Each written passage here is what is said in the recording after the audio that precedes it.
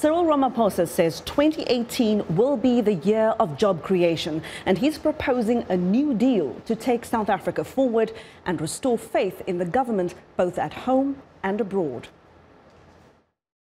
Cyril Ramaphosa faces the biggest test of his business and political mettle.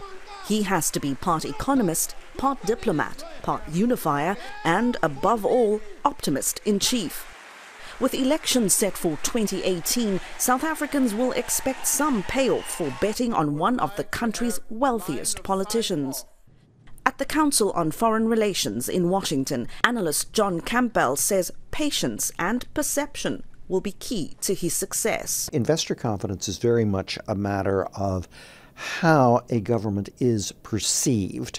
And how a government is perceived has a great deal to do with who the chief of state is. That confidence is likely to translate into jobs, but it's a slow process. So the question, I suppose, will be, how patient will the people of South Africa be?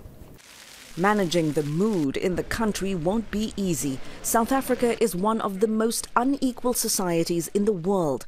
With a 27% unemployment rate, inequality is worse now than it was at the end of apartheid.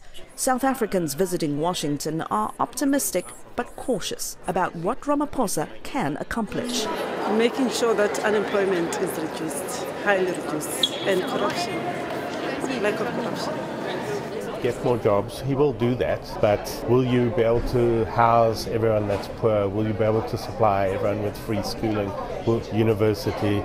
No, I don't think he ever will. Ramaphosa is making youth job creation a national priority. Of the 10 million South Africans between the ages of 15 and 24, more than half are unemployed. Most have never had a job, and the vast majority are not pursuing any education or training. The ruling African National Congress Party has promised free tertiary education for the poor and working class, starting this year.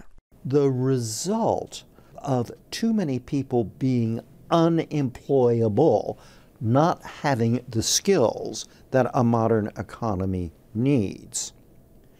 Then the notion of, if not free tertiary education, a reorganization and a much greater emphasis on education would seem to be a way of getting at the poverty issue.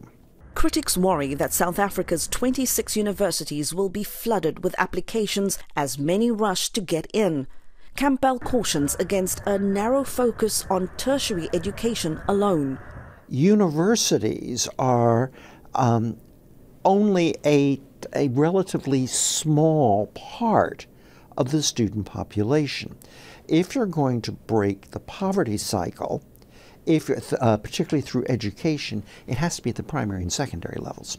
Some observers in South Africa say a youth-first policy would require an inclusive approach. If he's to succeed on these issues, I think he needs to bring in big business, he needs to bring in labor, he needs to also make sure that civil society is part of this. And I have absolutely no doubt that he will take South Africa to greater heights.